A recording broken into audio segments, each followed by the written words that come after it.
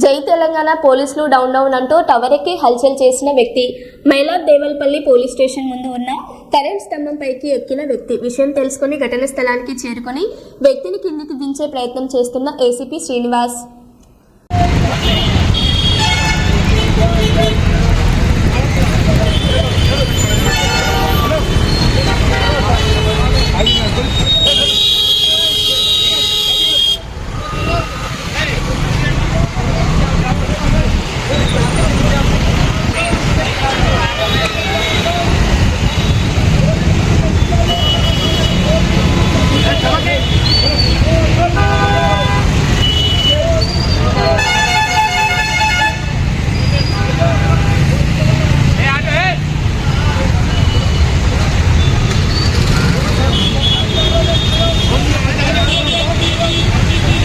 ఏమైందనా